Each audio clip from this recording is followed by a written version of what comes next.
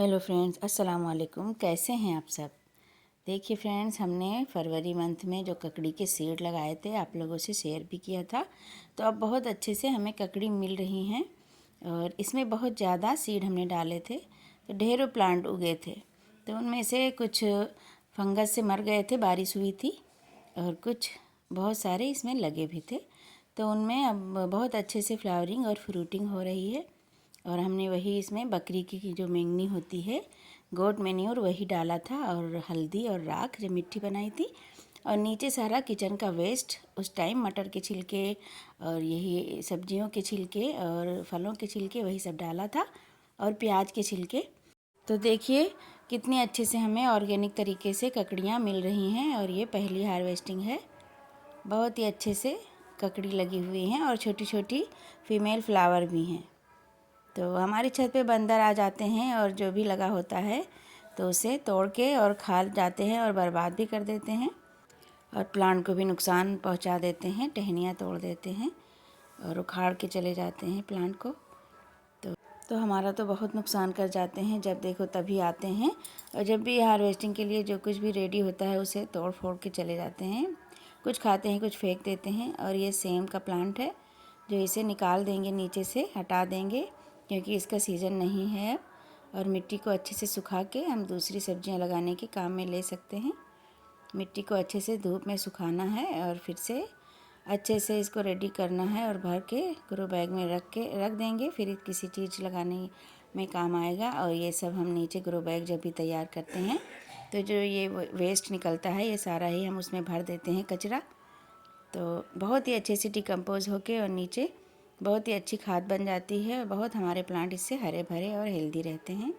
और जो बैंगन है इसको भी हम तोड़ देंगे क्योंकि इसमें मिलीबग लग गए हैं, और पहली बार हमारे बैंगन पे मिलीबग लगे हैं, वो भी टमाटर की वजह से, क्योंकि टमाटर हमारा हार्वेस्टिंग के लिए तैयार था और हमने उसको हार्वेस्ट नहीं किया था, और प्लांट भी सूख रहा था, क्योंकि जब किसी प्लांट का सीज़न ख़त्म होता है तो उसमें ज़रूर मिलीबग लग जाते हैं, तो उसको हटा देना चाहिए तुरंत ही। तो बैंगन सारे ही ख़राब हो गए हैं, हमने हार्वेस्ट नहीं किया था, और ये मिलीबग लग चुके हैं कुछ थोड़े बहुत प्लांट में। पहली बार ही लगा है हमारे बैंगन में, अभी तक तो कोई चीज़ भी नहीं लगती थी, बहुत हेल्दी रहते थे। और 2-3 साल पुराना भी हो गया है बैंगन का प्लांट। और ये जो ग्रो बैग हैं, बोरियां हैं, ये भी बदलने वाली हो गई हैं, तो इनको हम प्रून कर देंगे, सारी ब्रांच को कट कर देंगे। इससे हमारा प्लांट फिर से हेल्दी हो जाता है और इसमें नई नई ब्रांचें निकलती हैं, और फिर से इसमें फ्लावरिंग और फ्रूटिंग होती है। तो 3 साल चल जाता है बैंगन का प्लांट। जब भी हम उससे फ्रूटिंग लें तो उसके बाद उसकी हल्की हल्की प्रूनिंग कर दें, और फिर से उसमें अच्छे से खाद वगैरह दे दें, तो हमारा प्लांट हेल्दी रहता है। और स्प्रे भी करते रहें जब भी हमें कुछ मिलीबग या कुछ कीड़े फंगस वगैरह दिखे तो हमने इसकी हार्ड प्रूनिंग कर दी है। और अब हम टमाटर भी तोड़ लेंगे, इसी की वजह से सारे ही प्लांट पे वही मिलीबग हो गए हैं।